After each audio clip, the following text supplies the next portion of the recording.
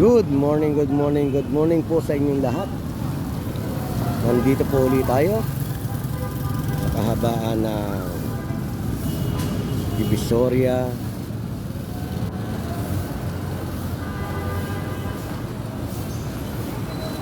Ako mag-update tayo kung ano nangyayari dito.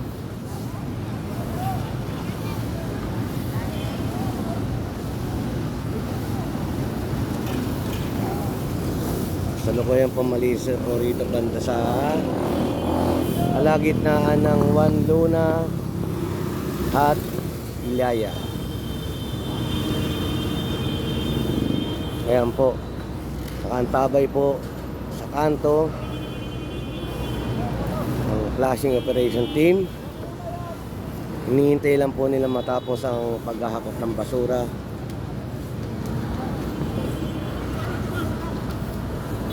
dito sa kahabaan ng Divisoria. Patawang din po natin ang DPS sweeper upang mapanatiling malinis ang kahabaan ng Divisoria. Banda doon po ay hinahakot na po ng Lionel ang mga tumpok na basura. Ito po, pupuntahan natin.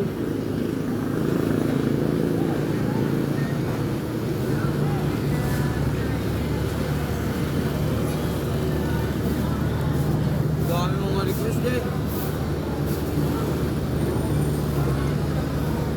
Kapag na pala nakalimutan ko.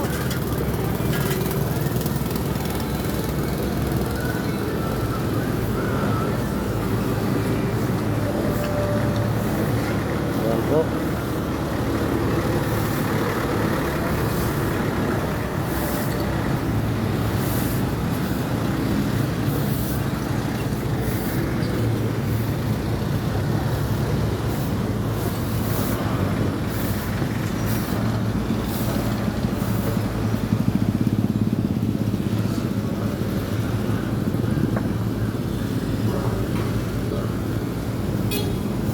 Kung bago lang po kayo sa channel ko, please like and share and subscribe and click the notification bell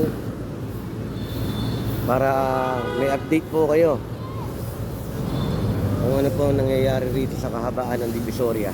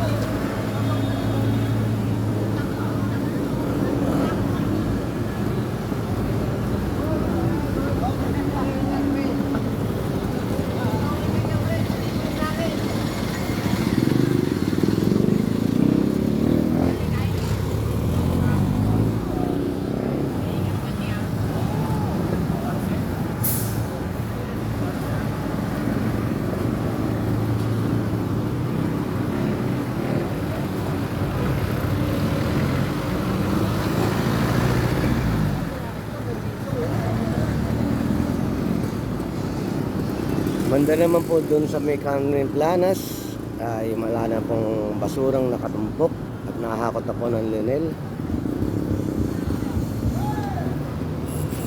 Mamayang konti lang po ay magsisimula na po ang pagpa-flashing dito.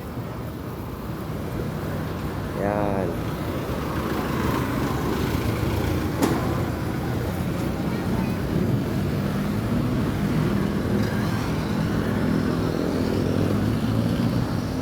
Lalakad lang tayo konti rito.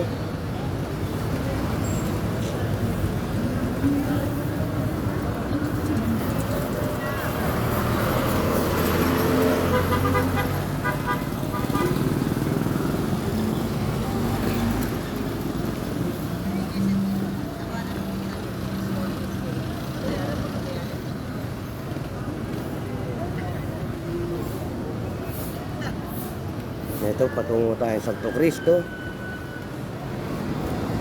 Kikita nyo naman po na wala na pong basurang nakatumpok. Malinis na rin po. Ayan.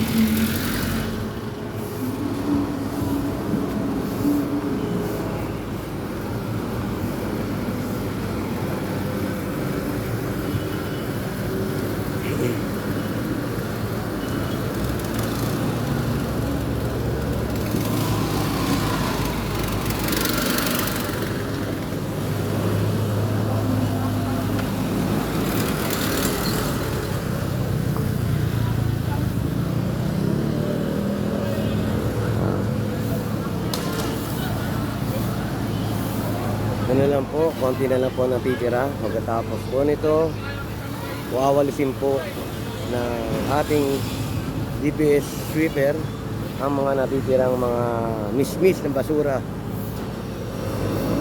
Tapos nun, may magsisimula na pong mag-flashing ang flashing team. Magsisimula po sila 1 Luna Street hanggang Asuncion.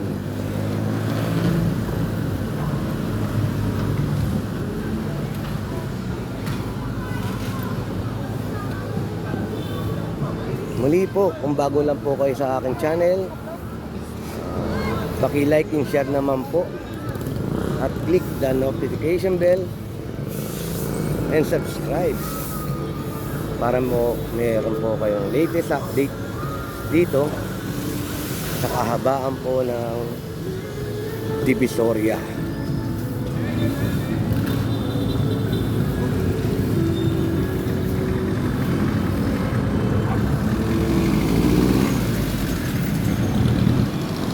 Doon po sa kanto ng 1 Luna ay nakaantabay po ang ating operation team at meron na pong kasamahan natin na tine-check bago sila mag-flashing.